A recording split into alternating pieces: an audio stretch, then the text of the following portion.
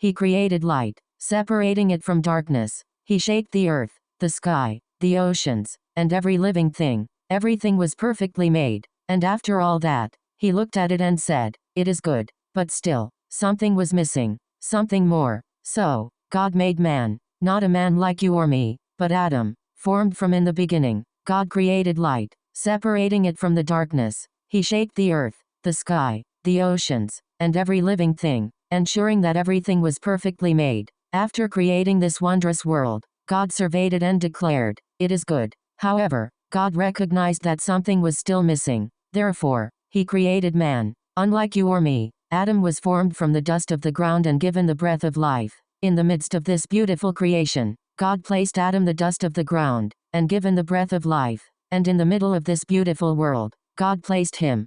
Adam opened his eyes to a world full of wonder. Every tree was green, every river crystal clear, the animals roamed freely, and the sky stretched out, as if it would never end. But something was still missing, someone to share it with. So, God made a plan. In Genesis 2:18, God says, "It is not good for the man to be alone. I will make a helper suitable for him." So, God caused Adam to fall into a deep sleep. From Adam's side, God created a woman, Eve. When Adam woke up and saw her, he knew she was the one. She wasn't just someone to walk beside him, she was part of him. Together, they were whole. They were united, not just in body, but in purpose. They were meant to enjoy the garden, to rule over the animals, to care for the earth together, and for a while, everything was perfect.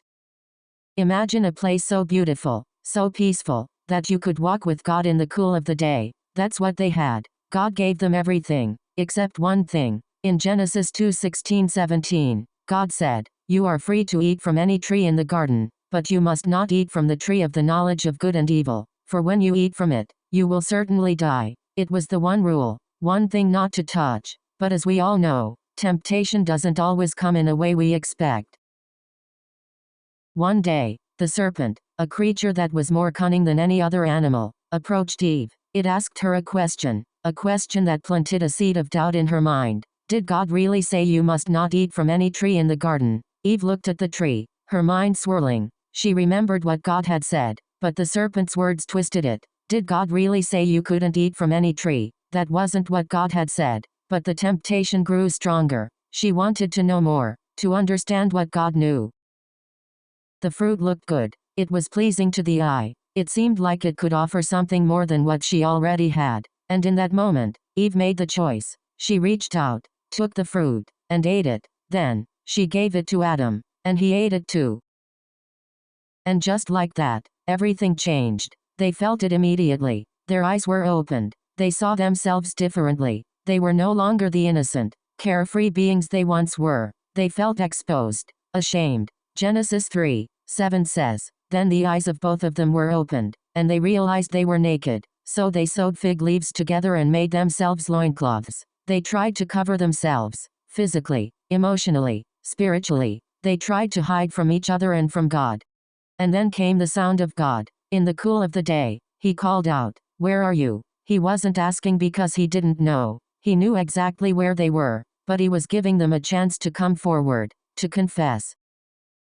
Adam replied, "I heard you in the garden, and I was afraid because I was naked, so I hid." God, with a gentle but serious voice, asked, "Who told you that you were naked? Have you eaten from the tree that I commanded you not to eat from?" Adam and Eve didn't immediately answer. They were scared. They were ashamed. Adam, in his fear, said, "The woman you put here with me, she gave me some fruit from the tree, and I ate it." Eve, then, in turn, said, "The serpent deceived me, and I ate." It's easy to point fingers, and maybe that's part of the problem. We all want someone else to blame when things go wrong, but deep down, we know we make choices that have consequences. God, though, doesn't stay angry. Instead, he speaks the truth. There are consequences. Yes, he tells the serpent that because of what it did, it will crawl on its belly and be at enmity with humanity forever. To Eve, he says, "I will make your pains in childbearing very severe. With painful labor you will give birth to children." Genesis 3:16. And to Adam, he says, "Cursed is the ground because of you. Through painful toil you will eat food from it all the days of your life." Genesis 3:17. But even in the midst of that, God gives hope. He promises that one day, a seed would come, the offspring of Eve, that would crush the serpent's head, defeating sin and death once and for all. And so, Adam and Eve are banished from Eden, the gates are closed, the world has changed, and they must live with the consequences of their choices. But that's not where the story ends, because while they may have lost paradise, God didn't give up on them. He didn't give up on us. In the midst of the pain, there's always hope, the hope that, through time, through the promise of that one to come, everything lost can be restored.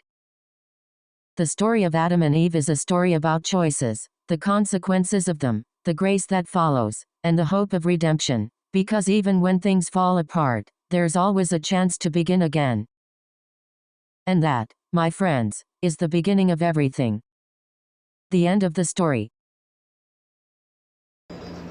I wanted to add the story of Adam and Eve and the beginning of the history of all of us. So yes, this was GPI created, but I wanted to be able to give everybody the moral of the story and a little fun here on YouTube in the story. Please consider subscribing, and I would like to add more stories like this. Please let me know how you would feel about that. Leave it in the comments below. If you enjoy Bible scriptures, stories about the Bible, I love to study on the Bible also, so this gives me great joy to give to others. And please let me know in the comments how you feel. Please like and subscribe to my channel. Thank you.